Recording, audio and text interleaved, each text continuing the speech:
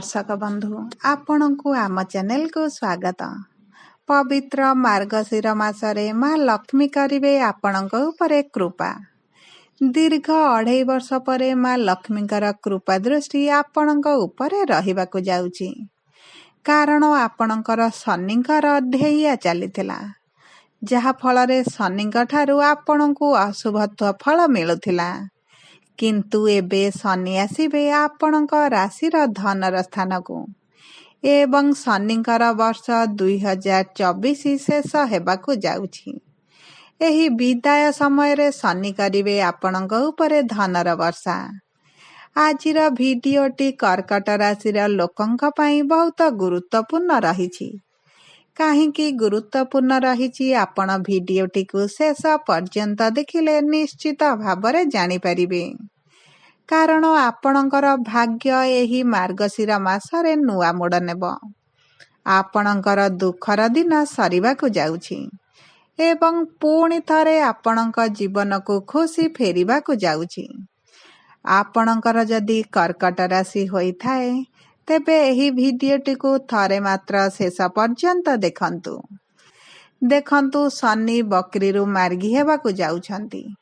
ता सहित शनि राशि परिवर्तन मध्य करिबाकु जाउछंती एवं आपणकर ढेइया सरिबाकु जाउछि। एही 2.5 वर्ष परे शनिकर स्थान परिवर्तन हेबो एवं आपणकर धनर गृह को आसीबे, जहा द्वारा आपणक जीवन रे मध्य किछि बड़ परिवर्तन हेबो।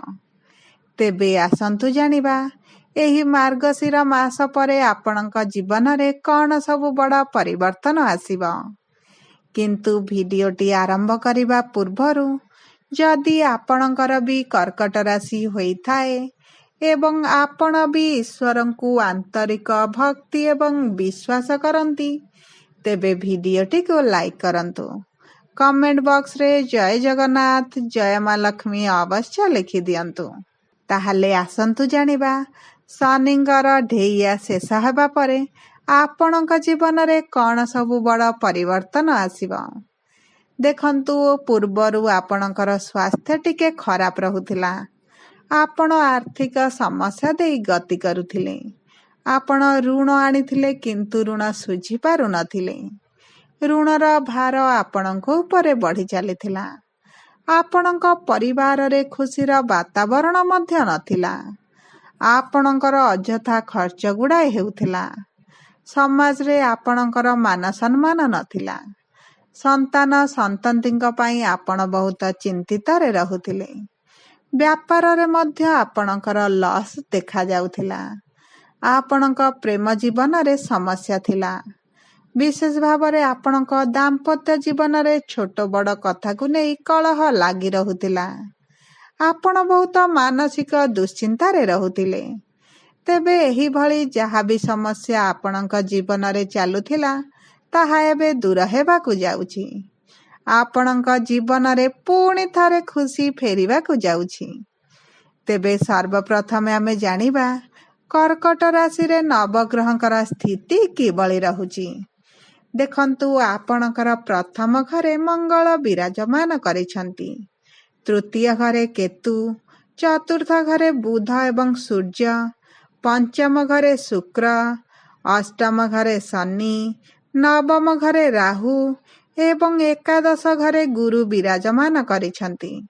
जहा फल रे एही गृह गुड़िकरे से माने शुभ फल प्रदान करिवे एवं आपणकर मंगल बुध सूर्य आपणक राशिर केंद्र रे विराजमान करिसंती।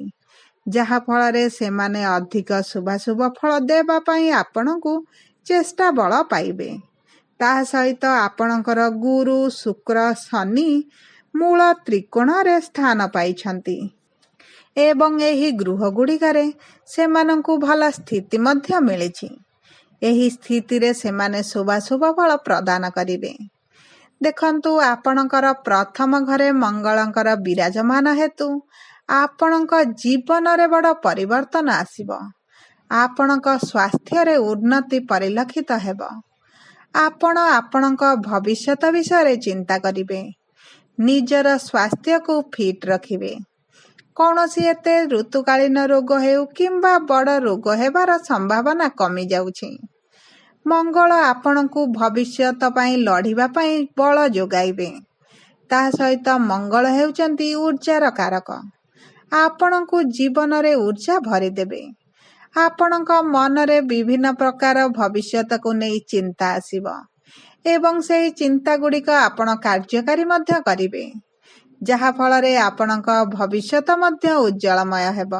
ଦେଖନ୍ତୁ, ଆପଣଙ୍କର ଚତୁର୍ଥ ଘରେ ବୁଧ ଏବଂ ସୂର୍ଯ୍ୟ ବିରାଜମାନ କରିଛନ୍ତି। ଚତୁର୍ଥ ଘର ହେଲା ଆପଣଙ୍କର ଭୋଗ, ବିଳାସ, ଐଶ୍ୱର୍ଯ୍ୟ, ସୁଖର ଘର। ଆପଣଙ୍କର ମାଙ୍କର ମଧ୍ୟ ଘର। ଏହି ଘରେ ବୁଧ ଏବଂ ସୂର୍ଯ୍ୟଙ୍କର ଉପସ୍ଥିତ ହେତୁ ଆପଣଙ୍କ ଭୋଗ, ବିଳାସ, ଐଶ୍ୱର୍ଯ୍ୟରେ ବୃଦ୍ଧି ଘଟିବ। ଦେଖନ୍ତୁ, ଆପଣଙ୍କର ମାଙ୍କ ସହିତ ଚାଲିଥିବା ଛୋଟ ବଡ଼ ଝଗଡ଼ା, ମନମାଳିନ ଏବେ ଦୂର ହୋଇଯିବ। ଆପଣଙ୍କର ମାଙ୍କର ଆପଣଙ୍କୁ ନେଇ ଯେଉଁ ଚିନ୍ତା ଥିଲା ତାହା ମଧ୍ୟ ଦୂର ହୋଇଯିବ। ଏବେ ଆପଣଙ୍କ ମଧ୍ୟରେ ସମ୍ପର୍କ ମଧୁର ହେବ। ଆପଣଙ୍କ ମାଙ୍କ ଠାରୁ ଆପଣଙ୍କୁ ଅପାର ସ୍ନେହ, ପ୍ରେମ, ଆଶୀର୍ବାଦ ମିଳିବ। ତା ସହିତ ଦେଖନ୍ତୁ, ଆପଣଙ୍କ ମାଙ୍କ ଠାରୁ ଆପଣ ଅପାର ସାହାଯ୍ୟ ମଧ୍ୟ ପାଇବେ। ବୁଧ ହେଉଛନ୍ତି ବାଣୀର କାରକ ଗ୍ରହ। ବୁଧଙ୍କର ଉପସ୍ଥିତି ହେତୁ ଆପଣଙ୍କ ବାଣୀରେ ଶୁଦ୍ଧତା ଆସିବ।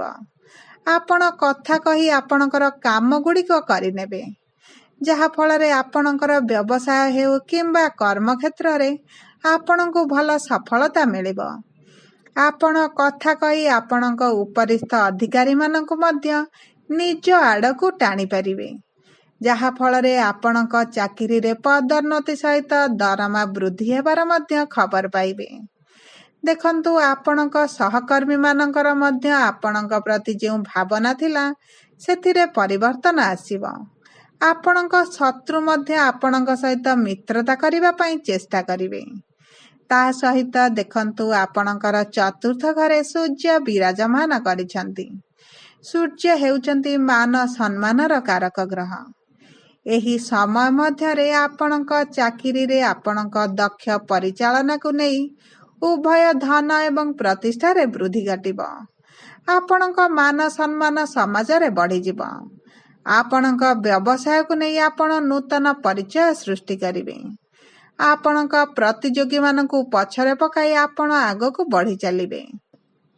ତା ସହିତ ବୈବାହିକ ଦମ୍ପତିଙ୍କ ପାଇଁ ଏହି ମାର୍ଗଶିର ମାସ ପରେ ସବୁଠାରୁ ଶୁଭ ସମୟ ଆସୁଛି, କାରଣ ଆପଣଙ୍କର ପଞ୍ଚମ ଗୃହରେ ଶୁକ୍ର ବିରାଜମାନ କରିଛନ୍ତି। ଶୁକ୍ର ହେଉଛନ୍ତି ଆପଣଙ୍କର ଭୋଗ, ବିଳାସ ଏବଂ ଗୋଟେ ଶୁଭ ଗ୍ରହ। ଏହି ଶୁଭ ଗ୍ରହଙ୍କର ପଞ୍ଚମ ଘରେ ଉପସ୍ଥିତ ହେତୁ ଆପଣମାନଙ୍କୁ ସନ୍ତାନ ପ୍ରାପ୍ତିର ଯୋଗ ରହୁଛି।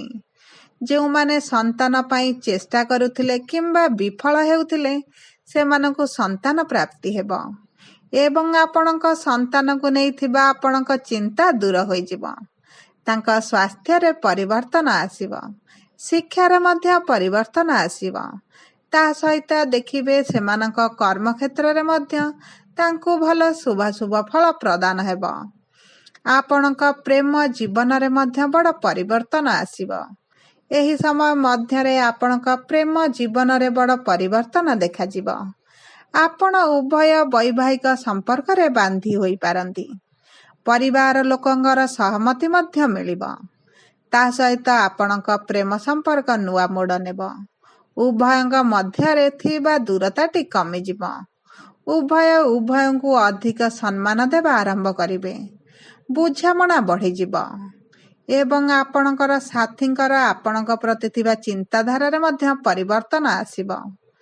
ତା ସହିତ ଦେଖନ୍ତୁ, ଆପଣଙ୍କର ଅଷ୍ଟମ ଘରେ ଶନି ବିରାଜମାନ କରିଛନ୍ତି। ଅଷ୍ଟମ ଘର ହେଲା ଗୁପ୍ତ ଧନର ଘର, ଗୁପ୍ତ ଜ୍ଞାନର ମଧ୍ୟ ଘର। ଏହି ମାର୍ଗଶିର ମାସରେ ଆପଣଙ୍କୁ ଗୁପ୍ତ ଧନ କିଛି ମିଳିପାରେ। ତା ସହିତ ଆପଣଙ୍କର ଯଦି ପୈତୃକ ସମ୍ପତ୍ତିକୁ ନେଇ କିଛି ବିବାଦ ଚାଲିଥିଲା, ସେହି ବିବାଦ ଏବେ ଶେଷ ହୋଇଯିବ ଏବଂ ଆପଣଙ୍କୁ ପୈତୃକ ସମ୍ପତ୍ତି ମଧ୍ୟ ମିଳିପାରେ। ତା ସହିତ ଆପଣଙ୍କର ଏକାଦଶ ଘରେ ଦେବଗୁରୁ ବୃହସ୍ପତି ବିରାଜମାନ ହୋଇଛନ୍ତି, ଯାହାଫଳରେ ଆପଣଙ୍କ ପ୍ରଫିଟ୍ ବଢ଼ିଯିବ। ଯେଉଁମାନେ ବ୍ୟବସାୟ କରୁଛନ୍ତି, ସେମାନଙ୍କ ପାଇଁ ଏହି ମାର୍ଗଶିର ମାସ ପରେ ସବୁଠାରୁ ଭଲ ସମୟ ଆସୁଛି।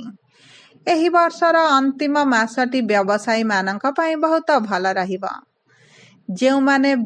ଯେଉଁମାନେ କୃଷି କ୍ଷେତ୍ରରେ କାର୍ଯ୍ୟ କରୁଛନ୍ତି ଏବଂ ଲାଭଦାୟକ ଅର୍ଥ ପାଇବାର ଆଶା ରଖିଛନ୍ତି, ସେମାନଙ୍କର ଆଶା ପୂରଣ ହୋଇଯିବ। ଯେଉଁମାନେ ଚାକିରି କ୍ଷେତ୍ରରେ ଅଛନ୍ତି, ପଦୋନ୍ନତି ହେବାର ସମ୍ଭାବନା ବଢ଼ିଯାଉଛି, ଯାହାଫଳରେ ସେମାନଙ୍କ ଆର୍ଥିକ ସ୍ଥିତିରେ ମଧ୍ୟ ଉନ୍ନତି ପରିଲକ୍ଷିତ ହେବ। ଆପଣ ଏହି ମାର୍ଗଶିର ମାସ ପରେ କରଜ ଟଙ୍କା ଶୁଝିବା ପାଇଁ ସକ୍ଷମ ହେବେ। ଆପଣଙ୍କ ମୁଣ୍ଡରୁ ଗୋଟେ ବୋଝ ହାଲୁକା ହୋଇଯିବ।